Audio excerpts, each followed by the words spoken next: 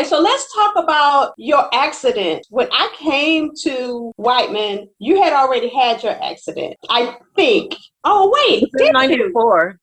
No, I got there in 93. So then I was there when you had your accident. I thought you were. Yeah, so I was there. Yeah, I got to Whiteman in, I want to say, April of 93. And it happened January 94.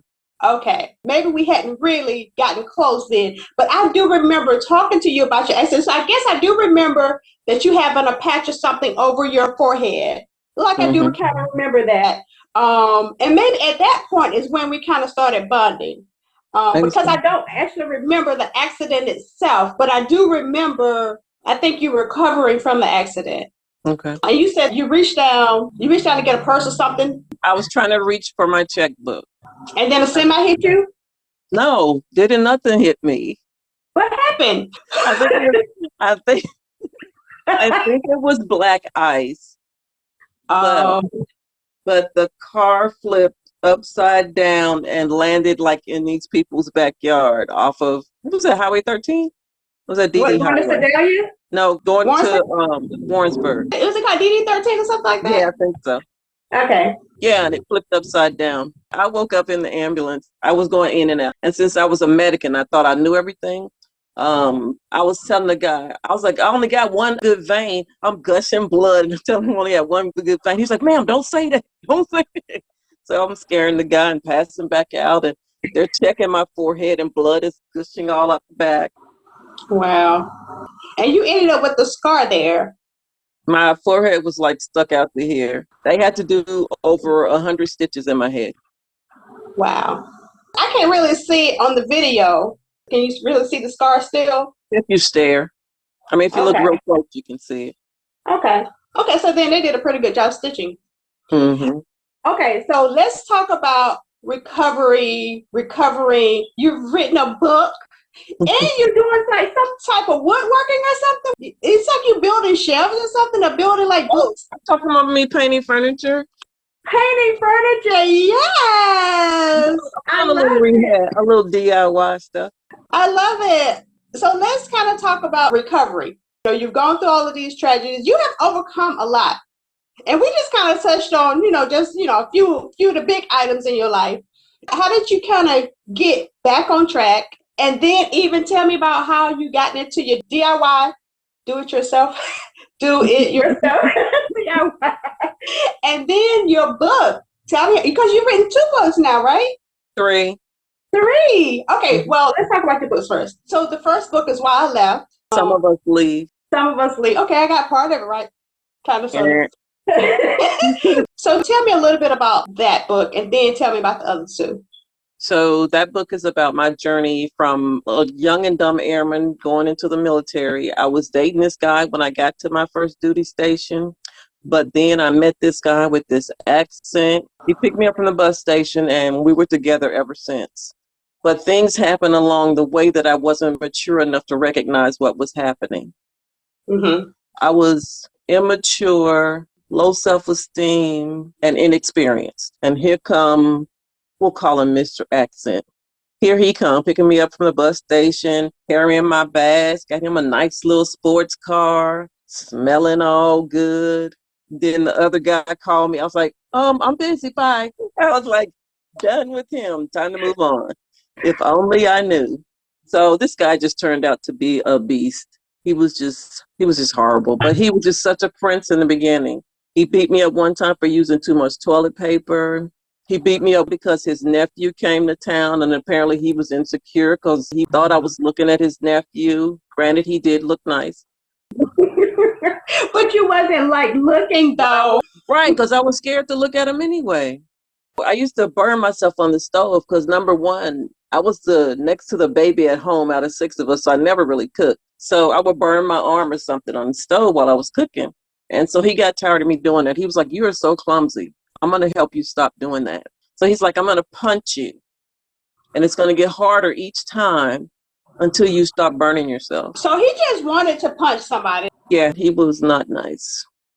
how did you end up getting the courage to leave? Because it sounds like he came in and he love bombed you from the beginning, and he was this amazing guy, and then got you hooked, and then it kind of went downhill. One thing that I hadn't mentioned, my commander knew, my first sergeant knew, everybody in my office knew. I had scars like all around my neck, like a necklace from where he would choke me. Everybody knew. So they didn't do anything about it? They didn't intervene? So remember, this was back in the 80s when they really didn't do nothing about domestic abuse, civilian or military world. They just kind of said, don't do that anymore, and sent the guy on his way. Most of the time it was guys, but women do it too. So the commander called me in his office and he's like, I'm not talking to you like I'm your commander. I'm talking to you like I'm your father. And if you were my daughter, I would do everything I could to convince you to leave him and to report him to the police. So he said, that's something that you're going to have to decide. I can't decide it for you. I can't press charges for you. We want you to press charges. First sergeant called me in the office, did the same thing. So the first sergeant said, that day, that minute, you decide you're ready to go. You come right here to my office and you tell me, and I will shut your office down and have all them dudes over there with them big trucks go over there and pack up all your stuff and get you out of there. But you have to decide. So the day I put on my third strike, the day I was sewing on my third strike, because I sewed it on at home, he's out in the street somewhere, and I was watching that movie, Burning Bed. Have you ever seen it with Farrah Fawcett? This guy's just beating her bad, but she had children. I think he screamed at the children or got ready to hit one of the children or something. She was like, I got to get out of here. She got him good and drunk, and he passed out, and he's laying on his bed. She had already packed their bags and stuff, and she got a can of gasoline all over him, set it on fire, and left. Oh, okay. Burning bed. Okay. Exactly. At first, I was laying down in the bed watching the movie. Before I knew it, I was up on my bed, just cheering and just so happy that she did it. The very next morning, I went to the first sergeant. I was like, I'm ready to go. Were you going to go in the dorms? Like, where were you going to go and stay? To dorms. That's wonderful. So before I saw the Burning Bed movie, we were doing our regular thing. I'm walking around on tiptoes, scared of him and all that stuff. But he started getting scared. He would say, I want you to taste my food first. You drink some of that first. So it was kind of funny to me because I realized that he was getting scared that I was going to poison him or kill him because of how bad he had treated me. And I was like, I don't even like that. I just fixed that just for you. It's a special meal. Special. Just for you. So anyway, Burning Bed, I watched the movie, I got out. But the whole day I was in that dorm room, I couldn't do anything but cry because I didn't want to be away from him. And I had to do everything I could not to go back. I had a phone in my dorm room. He kept calling me on the phone. At first he was being nice, then he started cussing and acting all crazy. But the thing about that was really horrible. Every place I had access to on the base, so did he. He can come in the dorm anytime he wanted to. He come to the chow bar, the club, anywhere. But the likelihood of him attacking you in the public on a base or a military installation, I'm sure he was probably not crazy enough to try that. Yes, he was. Oh. He tried to get at me one night at the club. I had to run behind the bar. These men were like, come on, man, stop, man. What are you trying to do? They had to pull him out of the bar. One night when we were at Best Western would have a breakfast bar at night. You know, after you go to the club, you go get something to eat. So they would have this big, huge breakfast bar. So I finally decided I was going to go out and hang with my friends. And I was getting ready to go to the bathroom. And this other guy was with us. We were just friends. It was like 3 girls and 1 guy. And he's like, I got to go to the bathroom too, so I'm going to walk with you. And right before I got in the bathroom door, I felt something grab me by my hair and yank me. He broke that guy's hand trying to get at me because the guy was protecting me. Wow. Even after all of that, you still wanted to go back with him. And a lot of people will criticize women and men who are in domestic abuse situations, but it's still something familiar about that person. It's like, okay, I know that they hurt me, but sometimes we might convince ourselves, but I know they still love me, but they just maybe don't know how to love, or maybe they just was never taught to love, but I know the person still loved me, and that's all I know. And it's not like they've done all these bad things. They've done some good things too. And so we might justify it, on the outside looking in. People be like, no, you're crazy. You're going to lose your life if you stay in that situation. But if you're in that situation, you might not see it the way everybody else is seeing it. You don't. And that's one of the reasons why I wrote the book. I had 3 friends that were so supportive, so encouraging, as much as they wanted me to get out of that relationship. And each time they would help me, they would just do all sorts of things for me. One of the girls was like, "These are all the clothes you have?" I was like, "Yeah." Ain't that all the clothes everybody had? Because I wasn't buying anything for me. Because soon as I got on that base, it was all about him. I wasn't buying anything for me. Them catalogs come in the mail. Do you like this? Do you like this? Do you like this? Do you like this? And she's just jamming her credit card, ordering everything that I wanted. And she was the one that would come over there to the house. He lived in his trailer. It was a rough looking trailer. So she would come over and talk all kind of trash to him. I just loved it. I couldn't do it, but she could. And she would come in there, "Clarissa's going with me, and we're going to be out all night, and I'll bring her home later." She's like, "Come on." And I'm sitting there like, Right. like your mom, like when somebody come up to the house, "Can I go to so-and-so's party?" And she said, "It don't matter what he say, we're going. Let's go." So I was being bullied by both of them, kind of, wasn't But one was a good bullying, I guess. So I would think that he would still want to have that control over you, but maybe he knew that your friend wasn't playing about you. The funny thing about that was she was living with the monster too. She could talk to mine, but she couldn't talk to hers. Wow. Yeah. So at the end, when I left that guy, she left her husband too. So we were 2 caged women that been finally set free. So there was a little bit of wildness going on. Yeah. So It also gave you a chance to actually heal together as well. So I'm sure y'all came even closer. No? we didn't really do much healing. We did so much. Party? Yeah. She was my friend that one night before we went to the club, we drank 3 bottles of wine. So she was my drinking friend. We talked about little stuff, but mostly we just partied. Well, y'all have been caged birds, though. Yeah. No judgment here. I knew if I picked anybody to call, I could definitely call her. So one night, the guy headbutted me. My head was swollen, and I went to the dorm, and I'm laying in the bed. The bed is spinning. She came in my room because we had the adjoining bathroom, and she saw my head. So she was like, "What happened to you? We're going to the hospital right now." I had a concussion. I could have died in my sleep. Yeah, if you had gone to sleep. But just being able to have those friends to support me, that helped a lot for me not going back as well. Even in relationships that it doesn't have domestic violence, but relationships that may be toxic, it's still the same principle applies where it's like, okay, I know I need to move on. I know I need to get out of this. But sometimes that's hard because this person is familiar to me. So sometimes it's really hard to let that go, even though you know it's for your own good to leave. It's easier said than done sometimes. But having the support system and having people in your corner. So that's why a lot of times people, especially abusive partners, will isolate you so you don't end up having that support system. So there's nobody in your ear saying, "Hey, this is crazy. You deserve better." So you end up staying longer. My family didn't find out until I wrote the book. Really? When they read the book and found out to the extent it was, they were not happy with me. The base where I was at was 55 minutes from my mom's driveway. So they're like, "Why don't you just come home?" Well, to the extent of how bad it was, they didn't find out. Because I remember one time my brother was in the Army and he found out that he had hit me. And he called me and he was like, "I ain't going to beat around the bush or nothing. I just got one question for you. Do you want me to come down there?" Of course you're going to say no. I thought about it. It's like, he will beat him to death. No. He's fought people for me before, and unless somebody stops him, it ain't pretty. But I've never been a person to fight. Got a whooping when I was in the 1st grade where this girl was picking on me and my sister came and she was telling the girl to leave me alone, and her sister came who was in the same grade as my sister. My sister had to beat both of them up because I went home.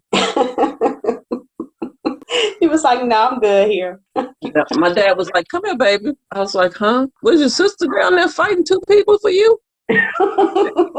He said, "Why did you leave her?" "Oh, no." That was my answer to everything. But I've never been a person to fight. So when the abuse was going on, you never fought back during that time? I cried and left and cried and left and cried and left and just kept going back. Okay, so tell me about your second book. Oh, the second one is a children's book. It's called Daddy, I Can't Find My Egg. It's a cute little book about my grandson and his dad, who's my son, about them going out to a chicken coop. And when they go out to this chicken coop, the little boy says, Daddy, today I want to pick my own egg for breakfast. And Dad said, okay, but you got to be very careful. He's walking with his egg. His egg rolls down the hill. By the time he get down the hill, he can't find the egg. Daddy goes and trying to help him find his egg. He couldn't find. And the little boy goes around the side of the tree and he sees a half an eggshell. So he looks around a little more and he sees this little chicken with half an eggshell on his head. And he says, Daddy, I think I found my egg. A cute little book. And the other one is a children's book as well. So do you like writing the children's book better or just going to kind of do a little bit of both?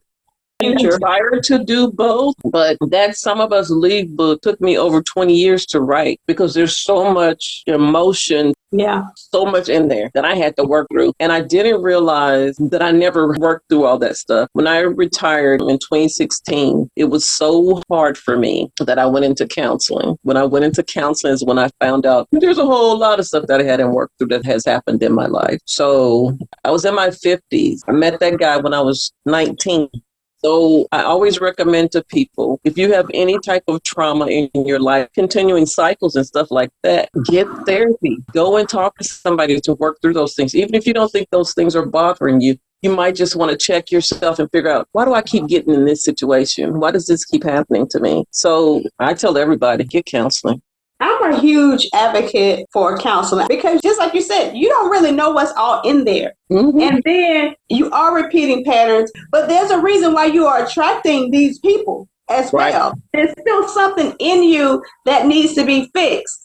I think that everybody just needs to be on somebody's couch getting some type of counseling. I was talking to my brother the other day, and he was talking about how he is just now kind of figuring out and sorting through some of the pain that has been buried for so many years. Like when he was a little boy, he's like in his 50s now, and he's like, this stuff is just coming out. I'm just dealing with it. I didn't know that all of this was in there. If people would stop suppressing and covering up their feelings and allow themselves to be vulnerable, even if it's just with themselves or with a counselor, allow themselves to be vulnerable, they'll realize that there's a whole lot of stuff that has happened. And it's been a domino effect, probably going back from childhood, that builds upon why you end up finding yourself in these situations. Abandonment, rejection, or whatever the case is. And then it's just a domino effect and it just keeps going on and on and on. And you don't even know, like, I'm still hurt from when my mom did this. I'm still hurt from when my cousin or my brother or my dad or whatever. Mm-hmm. But yeah, I agree. I think everybody really should go. And even if you don't think you have anything to talk about, just go in there and just start talking. I was 12 years old when my dad committed suicide.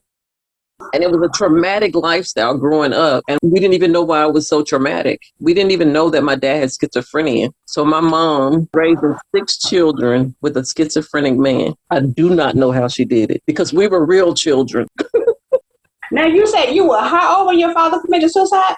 12. My little sister was 9. That's a lot. Like you're going through puberty at 12. That's a lot going on for anybody. You know, I was talking to my brother and we was talking about my dad, and he was just saying that he had to realize that my dad moved how his dad moved. My dad's dad died when he was 6 years old. Nobody taught him how to be a father. He was doing trial and error. He dropped out of school, and I believe he told me he was still in like elementary school and started working the fields to help his mom. And despite the fact that he did not graduate high school, he really pulled himself up because he was a hard-working man. He pulled himself up, and he still ended up doing very well. But he still did not have the foundation of what fatherhood was. Right. By the time he got to me, you know, he had stumbled through it. He was doing pretty good by the time he got to me, but he still wasn't perfect. Right. So these are things where you can't make good decisions when you haven't been taught. And you don't want to use that as an excuse, but people wasn't getting counseling, especially in the Black community. We was not getting counseling. That was like, we barely get it now. Yeah, barely accepting it now. Mm-hmm. So how do you get well if you're not going to admit that you have an issue? And it's okay to be like, okay, I got some issues going on. And maybe you don't even know you got the issue because the way you were taught to handle things is we don't talk about that. You know, all the secrets and that you could hear people whispering, talking to my mom, how you doing? But I don't remember anybody asking us how we were doing. Maybe they did, you I'm know. sure they did. Because kids was just supposed to be resilient. Kids was just supposed to bounce back. And I was talking to somebody, when people are going through a divorce, when parents are going through a divorce, they forget that these kids are also going through that same divorce. The kids are often pushed aside as if they're just supposed to bounce back.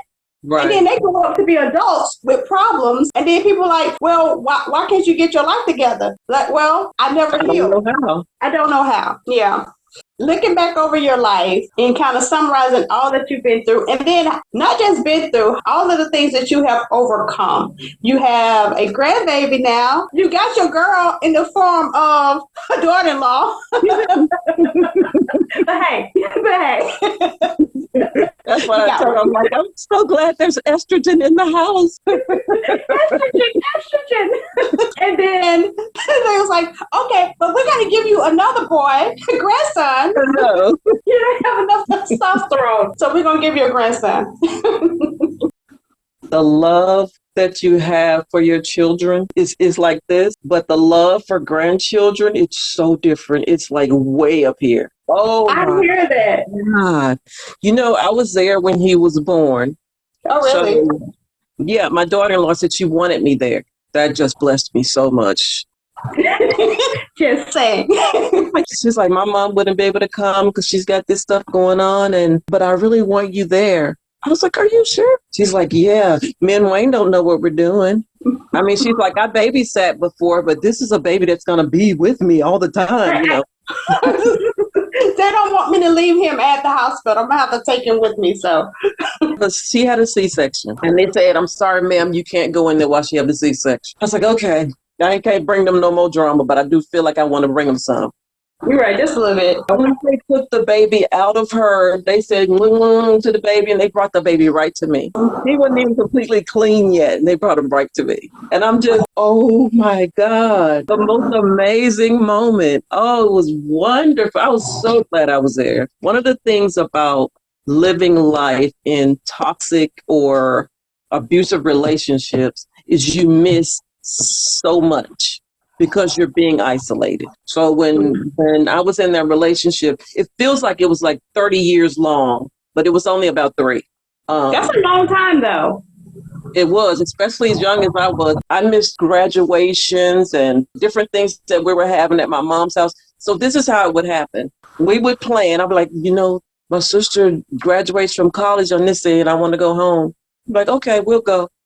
That day, maybe that hour before, he would start a fight and abuse me in some kind of way. And no, he couldn't take me home like that and be like, I'm out, I'm going to the club. And he'd be gone. I'd be at home crying. And I had to apologize to my family about all the stuff that I missed. When the book came out, they probably kind of started remembering, oh, okay, that's what was going on.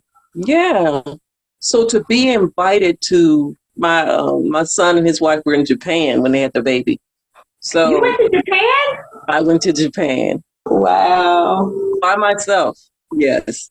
I went to Japan, and just to see my son and his wife interact in their own home, to see him caring for her as she recovered from her C-section, to be able to be a help to them.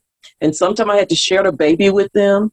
That was selfish of them to want you to share. So I went, and Wayne was like, I don't think I'm going. I was like, okay, I already got my ticket. So I was in that mind frame that I'm not missing something that I don't have to miss. Yeah, so, yeah. I got my ticket and I'm over there and we're video chatting with him on Messenger, showing him the baby, and I'm cuddling him and just, he's like, how long are you going to stay over there? I was like, at least a month. I'm not coming all this way for just, a week. He's like, a whole month? I was like, yeah. Then one day he called, I might come too. I was like, okay, come on. 2 weeks, and then he came. I had to share the baby with him. He should have just showed up, but now he wants to share the baby. Now he wants to hold the baby. Your baby. Exactly.